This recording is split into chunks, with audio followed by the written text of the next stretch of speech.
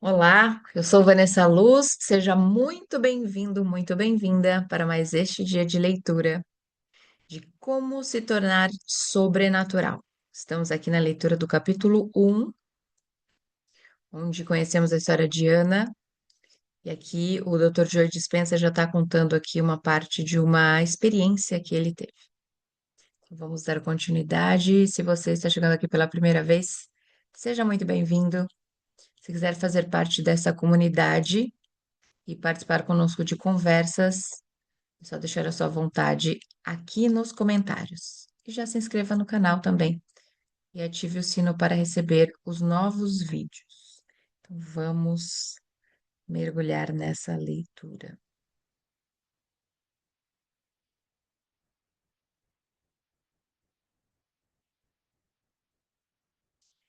Tenho certeza de que você pode imaginar que quando algo assim acontece, tentar explicar à família ou aos amigos pode dar a impressão de algum desequilíbrio químico no cérebro.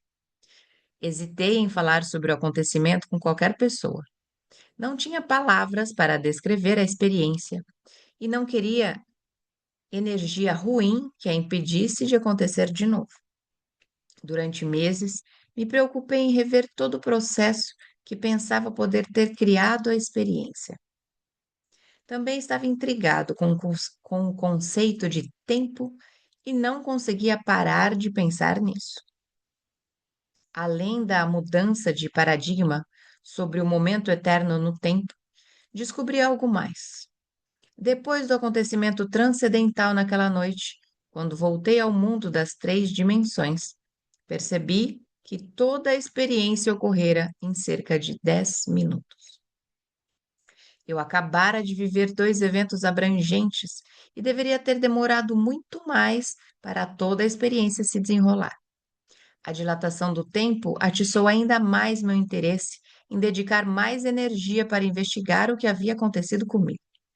Esperava poder reduzir a experiência, esperava poder reproduzir a experiência assim que a entendesse melhor. Dias depois daquela noite importante, o centro do meu peito permaneceu eletrizado da mesma maneira que senti quando aquela bela mulher minúscula ativou algo dentro de mim. Eu me perguntava: como esse sentimento pode persistir dentro de mim a menos que algo real tenha acontecido? Ao repousar a atenção no centro do peito, percebi que o sentimento aumentava. Não me interessei muito por nenhuma interação social nesse período, o que era compreensível, porque as pessoas e condições externas me distraíam daquele sentimento em meu mundo interior, e o sentimento especial diminuía. Com o tempo, a sensação enfim desapareceu por completo, mas nunca parei de pensar na ideia de que há sempre mais amor para sentir e de que a energia que absorvi naquele domínio ainda vivia dentro de mim. Queria ativá-la novamente, mas não sabia como. Por muito tempo, embora tentasse reproduzir a experiência, nada aconteceu. Agora percebo que a expectativa do mesmo desfecho, combinada à frustração de tentar forçá-lo a acontecer, é a pior combinação para criar uma experiência mística, ou qualquer coisa, na verdade. Me perdi em uma autoanálise, tentando entender como aquilo havia acontecido e como poderia fazer acontecer de novo. Decidi acrescentar algumas novas abordagens. Em vez de tentar recriar a experiência à noite, decidi acordar cedo e meditar. Como os níveis de melatonina são mais altos entre 1 e 4 da manhã, e os metabólitos químicos místicos da melatonina são os substratos responsáveis por criar um evento lúcido, decidi que praticaria meu trabalho interior às 4 da manhã, todos os dias. Antes de contar o que aconteceu, quero lhe pedir que tenha em mente que esse foi um período incomumente difícil da minha vida. Eu estava decidindo se valia a pena continuar lecionando. Tinha vivido um tremendo caos depois de aparecer no documentário Quem Somos Nós? De 2004. Estava pensando em me afastar do mundo público e desaparecer em uma vida mais simples. Era muito mais fácil sair de cena. Viver uma encarnação passada no momento presente. Certa manhã, mais ou menos 1 hora e meia depois de começar a meditação sentado, me reclinei. Coloquei alguns travesseiros embaixo dos joelhos para não adormecer muito depressa e assim fiquei entre a vigília e o sono. Quando deitei, repousei a atenção no lugar da glândula pineal em minha cabeça. Dessa vez, em vez de tentar fazer alguma coisa acontecer, apenas me entreguei, dizendo a mim mesmo que seja. Ao que parece, foi a expressão mágica. Agora sei o que significa. Me rendi, saí do domínio, abri mão de qualquer desfecho específico e simplesmente me abri às possibilidades. Quando dei por mim, estava me vendo como um homem forte em uma região muito quente do mundo, em um lugar que parecia o que hoje chamamos de Grécia ou Turquia. O terreno era rochoso, seco, e construções de pedras, como aqueles do período greco-romano, eram intercaladas com várias tendas pequenas de tecido colorido. Eu vesti uma túnica de juta que me cobria dos ombros até o meio das coxas, e tinha como cinto um cordão grosso amarrado à cintura. Usava sandálias de tiras até as panturrilhas. Tinha uma cabeleira crespa e um corpo forte. Os ombros eram largos e os braços e as pernas eram musculosos. Eu era filósofo e estudioso de longa data de algum movimento carismático. Eu era ao mesmo tempo o eu naquela experiência e o eu presente me observando naquele tempo e espaço específico. Minha consciência estava muito mais aguçada que o normal. Eu estava super consciente. Todos os sentidos estavam aumentados e fiquei muito ciente de tudo. Senti o cheiro familiar do meu corpo e o sabor salgado da transpiração no rosto. Adorei o gosto. Senti-me enraizado na fisicalidade e força de meu corpo. Fiquei ciente de uma dor aguda no ombro direito, mas ela não consumiu minha atenção. Vi o esplendor do céu azul e a magnificência das árvores verdejantes e das montanhas, como se vivesse em Technicolor. Ouvi gaivotas ao longe e soube que estava perto de um grande corpo de água. Eu estava em algum tipo de peregrinação e missão.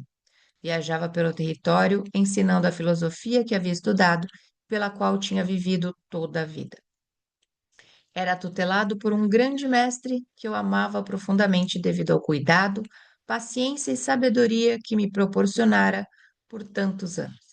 Agora era minha vez de ser iniciado e levar a mensagem para mudar mentes e corações daquela cultura. Compreendi que a mensagem que eu espalhava contrariava as crenças daquele tempo e que o governo e as ordens religiosas se oporiam a mim. A principal mensagem da filosofia que eu estudava libertaria as pessoas de qualquer tipo de obrigação a algo ou alguém, além de si mesmas. Também inspiraria os indivíduos a demonstrar um código de princípios que lhes garantiria uma vida mais rica e significativa. Eu era apaixonado por aquele idealismo e trabalhava diariamente para viver de acordo com a doutrina. É claro que minha mensagem omitia a necessidade de religião e de qualquer dependência de governos, e isso libertaria as pessoas da dor e sofrimento pessoal. Quando a cena ganhou vida, eu acabara de falar para uma plateia em uma aldeia relativamente populosa. O ajuntamento se dispersava quando, súbita e rapidamente, vários homens atravessaram a multidão para me prender. Antes que eu pudesse tentar fugir, fui agarrado. Soube que eles haviam planejado bem a estratégia. Se tivessem começado a se mover enquanto eu falava para o povo, eu os teria avistado. Eles haviam calculado tudo com perfeição. Rendi-me sem resistência e me levaram para uma cela onde fui deixado sozinho. trancado em um cubículo de pedra com frestas estreitas no lugar de janelas, tive consciência do meu destino. Nada que eu fizesse poderia me preparar para o que ia acontecer. Em 2 dias fui levado ao centro da cidade, onde centenas de pessoas estavam reunidas. Muitas eram as mesmas que tinham me ouvido falar dias antes, mas agora aguardavam ansiosas a chance de assistir ao meu julgamento e tortura iminente. Fui despido, ficando apenas com uma pequena peça íntima e amarrado a uma grande laje horizontal com grandes sulcos abertos nos cantos, por onde passavam cordas. As cordas tinham algemas de metal nas extremidades e fui preso a elas pelos tornozelos e pulsos. Então, teve início. Um homem à minha esquerda começou a girar uma manivela que movia a pedra lentamente na posição horizontal, da posição horizontal para a vertical. Enquanto o bloco de pedra era erguido, as cordas puxavam meus membros nas 4 direções. Quando cheguei a uma inclinação aproximada de 45 graus, a dor começou de verdade. Alguém que parecia ser um magistrado gritou, perguntando se eu continuaria ensinando minha filosofia. Não levantei a cabeça e nem respondi. Ele então ordenou que girassem mais a manivela. Em dado momento, comecei a ouvir estalidos, evidência de minha coluna se deslocando em certos trechos. Como observador da cena, vi a expressão em meu rosto quando a dor aumentou. Era como olhar para o espelho e me ver. Tive aguda consciência de que era eu naquela pedra. As algemas de metal nos pulsos e tornozelos agora rasgavam minha pele, e o metal afiado queimava. Eu sangrava. Um dos ombros se deslocou. Ofeguei e grunhi de dor. Meu corpo convulsionava e tremia, enquanto eu tentava resistir ao rasgar dos membros, flexionando e contraindo os músculos. Relaxar seria insuportável. De repente, o juiz berrou de novo, perguntando se eu continuaria lecionando. Tive um pensamento. Vou concordar em parar de lecionar. Depois, quando me libertarem dessa demonstração pública de tortura, simplesmente recomeçarei. Raciocinei que essa era a resposta certa. Agradaria ao juiz, faria cessar a dor e minha morte, e me permitiria seguir com minha missão. Balancei a cabeça lentamente em silêncio. O juiz me pressionou para verbalizar o não, mas eu não falava. Ele fez um gesto rápido para o torturador à minha esquerda girar a manivela. Olhei para o homem que acionava as engrenagens com a clara intenção de me machucar. Vi seu rosto e, quando nos encaramos, eu, como observador, reconheci instantaneamente aquela pessoa como alguém que fazia parte da minha vida atual, como Joey Dispenza. A mesma pessoa em um corpo diferente. Enquanto eu assistia a cena, caiu a ficha. Soube que aquele torturador ainda atormenta as pessoas, inclusive eu, em minha vida atual, em minha atual encarnação, e compreendi seu papel em minha vida. Foi um estranho sentimento familiar de conhecimento, e tudo fez perfeito sentido. Quando a laje começou a subir mais depressa, a parte inferior das minhas costas se rompeu e meu corpo foi perdendo o controle. Nesse momento, tive um colapso. Chorei de dor e também senti uma tristeza profunda consumir meu ser. Quando o peso da pedra foi liberado, ela caiu rapidamente de volta à posição horizontal. Fiquei lá, tremendo incontrolavelmente em silêncio. Depois fui arrastado de volta para a cela da prisão, onde fiquei encolhido em um canto. Durante 3 dias não consegui fazer parar os vislumbres da minha tortura. Fui tão humilhado que nunca mais consegui falar em público. A simples ideia de voltar à minha missão criava uma resposta tão visceral em meu corpo que parei até de pensar nela. Uma noite me soltaram e, sem ser notado, cabisbaixo de vergonha, desapareci. Nunca mais consegui encarar ninguém. Sentia que tinha falhado em minha missão. Passei o resto da vida em uma caverna perto do mar, pescando e vivendo em silêncio, como um ermitão. Enquanto via a saga daquele pobre homem e sua escolha de se esconder do mundo, entendi que aquilo era uma mensagem para mim. Soube que em minha vida presente não poderia desaparecer e me esconder do mundo de novo, que minha alma queria que eu visse, que tinha que continuar meu trabalho, tinha que fazer o esforço de defender uma mensagem e nunca mais fugir das adversidades. Também reconheci que não havia falhado. Eu tinha feito o melhor que podia.